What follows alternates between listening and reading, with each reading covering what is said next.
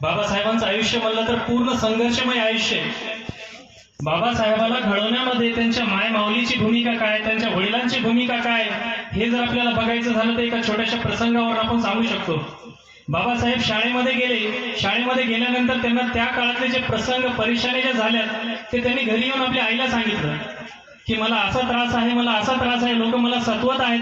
त्यावेळेस आईचं काय काम होतं, आईनं कशा पद्धतीने त्या लेकराला समजावून सांगितलं, म्हणून बाबासाहेब आपल्या समोर घडले, ते महत्वाचं आहे. जेव्हा बाबासाहेब घरी येऊन सांगायचे की हे माझ्यासोबत त्रास देत आहेत, हे मला सतवत आहेत, त्यांची आई त्यांना हे म्हणायची नाही, सोडून दे. त्यांची आई त्यांना म्हणायची की हे सगळं जे घडत आहे ह्याला बदलायसाठी तुला मी शाळेत पाठवले. बसा रे, पुढे बसा. 10वीचा काळ आहे. आपल्याकडचा ट्रेंड आहे की जेव्हा 10वीची परीक्षा येते तेव्हा मुलांना तालुक्याच्या ठिकाणी जाऊन राहावं लागतं.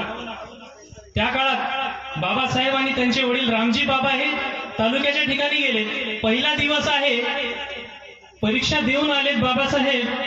3 वाजता त्यांचे बाबा म्हणतात भीमराव तुम्ही जेवा.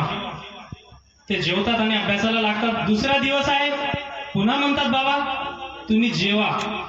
तिसरा दिवस आहे, मग एकदा त्यांच्या लक्षात येतं की आपण दररोज जेवण करत आहोत आणि आपण बाबाला विचारलं बाबा तुम्ही जेवता, बाबा म्हणतात तुम्ही जेवा, तुमचं झालं की मी जेवतो.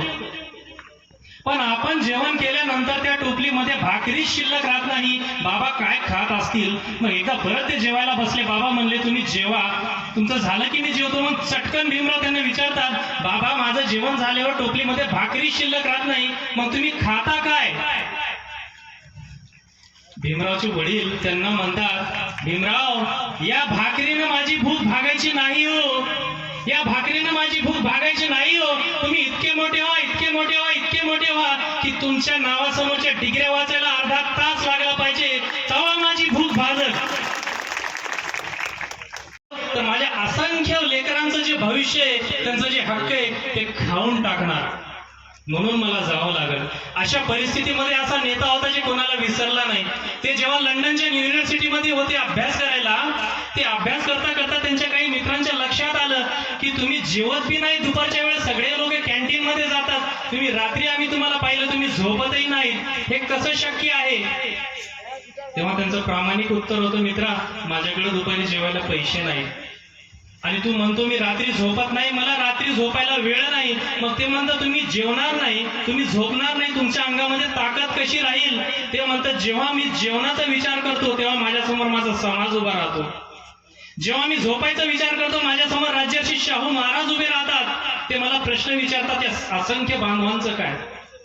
म्हणून माझ्या अंगामध्ये 10 हत्तीचं बळ येतं आणि मी ते सगळं विसरून पुन्हा अभ्यासाला लागतो. अशा पद्धतीने बाबासाहेब आंबेडकर प्रत्येक परिस्थितीवर मात करत आहेत. आज आपण पाहतो प्रत्येक ठिकाणी मोर्चे आंदोलन आहे. मराठा आंदोलन जे गाजलेलं आंदोलन आहे. एकदा पंजाबराव देशमुख बाबासाहेबांच्या भेटीला आले. आपल्याला राजकारण करायचं नाही, आपल्याला फक्त त्यांचं जीवन संघर्ष बघायचा आहे. एकदा पंजाबराव देशमुख बाबासाहेबांच्या भेटीला आले. त्यांना जाण होती, पंजाबराव देशमुखला सुद्धा मान्य होतं की 5-50 वर्षानंतर अशी परिस्थिती उद्भवेल की हे लोक रस्त्यावर उतरतील. मग पंजाबराव म्हणतात अहो भीमराव तुम्ही राज्यघटना बनवताय, मग मला सांगा आमच्या समाजासाठी तुम्ही काही केलं का नाही? मग बाबासाहेब हसतात. ते म्हणतात पंजाबराव चांगली गोष्ट तुम्ही आलात, बरं वाटलं कोणीतरी तुमच्या समाजाचं हितचिंतक आहे.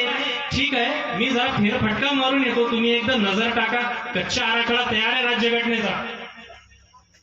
ते म्हणतात तुम्ही काही केलं का नाही सांगा.